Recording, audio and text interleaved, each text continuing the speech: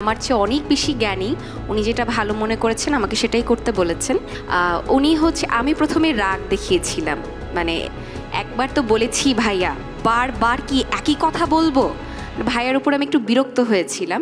তো উনি আমাকে ওখানে মানা করেছিলেন যে তুমি রিজেকশন পেয়ে এসেছো, তুমি জিদ দেখাবা না, শান্ত হও। সো একটু করে দেখাও তুমি অন্যভাবে কি করতে চেয়েছিলে।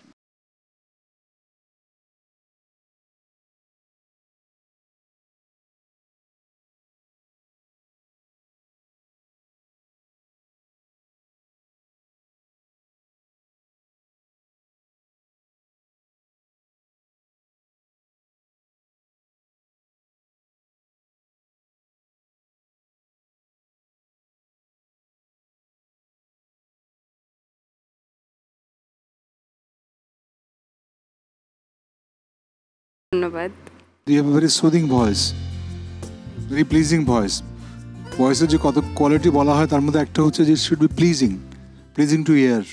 যখন প্রয়োজন তখনই যেন এমন নমনীয় হবে যে এটা আপনি কল করলে ইমিডিয়েটলি সেটা আপনার গলার মধ্যে চলে আসে, এবং সেই ক্ষেত্রে পুরো জিনিসটাই খুব আর্টিফিশিয়ালি ডেলিভার করেছেন ওখানে আপনি। স্পেশালি যে আমাদের সামনে যেটা করলেন, শেষ ডেলিভারিটি ওয়াজ এক্সেলেন্ট। প্রথম দিকে ইয়ে হয়নি। আপনার কি বাড়িতে কথা বলার স্টাইলটা কি এরকম নাকি? বাসায় কথা বলার স্টাইল অফকোর্স একদম তো এরকম না। আম্মুর সাথে কথা বললে খুবই ইনফর্মাল ওয়েতে, মাকে যতটুকু শ্রদ্ধা দিয়ে কথা বলতে হয় ততটুকু। তবে এর বাহিরে মোটামুটি পুরো জীবনে আমি এরকমভাবে একটু কথা বলেছি, এরকমভাবে কথা বলেছি। আপনি বলেছেন যে আপনি উপস্থিত বক্তৃতা করেন। জি, আমি উপস্থিত বক্তৃতায় স্টেট চ্যাম্পিয়ন ছিলাম। ওকে, গুড। এই দীপ্ত স্টার হান্ট নিয়ে একটু উপস্থিত বক্তৃতা করেন তো, জাস্ট 2 মিনিট সময়ের মধ্যে। আসসালামু আলাইকুম এভরিওয়ান। আজকে আমরা দীপ্ত স্টার হান্টে এসেছি। ব্যক্তিগতভাবে আমি এখানে একজন কন্টেস্টেন্ট। আমাদের সামনে আজকে 3 জন ট্যালেন্টেড এবং প্রচণ্ড মেধাবী কয়েকজন জাজেস আছেন। এটা বক্তৃতা হচ্ছে না, তোষামোদী হচ্ছে এখন। আই হোপ আপনারা তোষামোদ হিসেবে নিচ্ছেন না। আমি চেষ্টা করছি না তোষামোদ করার। আপনি একটা বক্তৃতা পলিটিক্যাল লিডার মতো বক্তৃতা করেন দেখি। আসসালামু আলাইকুম আপনাদের সবাইকে।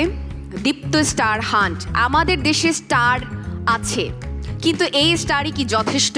আপনাদের মনে কি আরও ইচ্ছা জাগে না যে আমরা আরও বড় বড় স্টারদেরকে দেখব?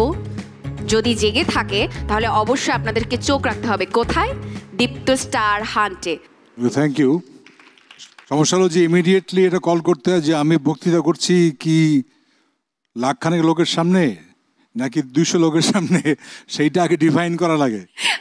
1 লাখ লোক যে বক্তৃতা করলে সেটার অ্যাপ্রোচ অন্যরকম হয়। ভাই ও বোনেরা আমার, দীপ্ত হান্ট দেখতে হবে আপনাদেরকে, এরকম না হলে তো জমবে না, শুনবে না লোক, তাই না? Anyway, thank you. Let's see. আমি তাহলে একটু জাজেসদের কাছে চলে যাই। জাজেসরা তোমাকে মমতাজ মেহেদি ওয়েটিং জোন থেকে সুপারস্টার লাইটিং জোনে পাঠাতে চাচ্ছেন কিনা?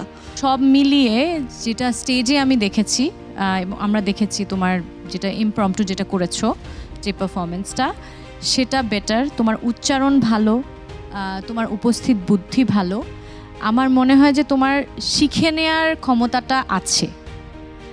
তো আমরা আশা করছি যে আমরা সেই চান্সটা নিয়েছি এবং তোমাকে একটি স্টার দিচ্ছি। ফারিয়া পেয়ে যাচ্ছে আমাদের জাজেসদের কাছ থেকে গোল্ডেন স্টার। ফারিয়া চলে যাচ্ছে সুপারস্টার লাইটিং জোনে। আমাদের এই পর্বের কন্টেস্টেন্টদের মধ্যে আজকে আমরা পেয়ে গেছি ইভা নন স্টিকি হেয়ার অয়েলের সৌজন্যে beautiful hair of the day. পেঁয়াজের গুণ সমৃদ্ধ ইভা হেয়ার অয়েল চুলকে করবে ঘন, সিল্কি ও স্বাস্থ্যোজ্জ্বল। ইভা হেয়ার অয়েলের পক্ষ থেকে আমাদের আজকের beautiful hair of the day is Ananya. This is for you. এই পর্বের কন্টেস্টেন্টদের মধ্যে আজকে আমরা পেয়ে গেছি ভাইভ পারফিউম স্প্রের সৌজন্যে magnetic man of the day. Vive perfume spray নিয়ে এলো 4টি লং লাস্টিং ইউনিক ফ্রেগ্রেন্স যা আপনাকে রাখবে ফ্রেশ সারাদিন, and you will be the centre of the attraction all day long. Vive perfume স্প্রের পক্ষ থেকে গিফট হ্যাম্পার পাচ্ছে magnetic man of the day Sayan. স্বপ্ন দেখার দিন এসেছে, স্বপ্ন দেখাবার ভিড়কে ঠেলে সময় এবার। See you again on the next episode.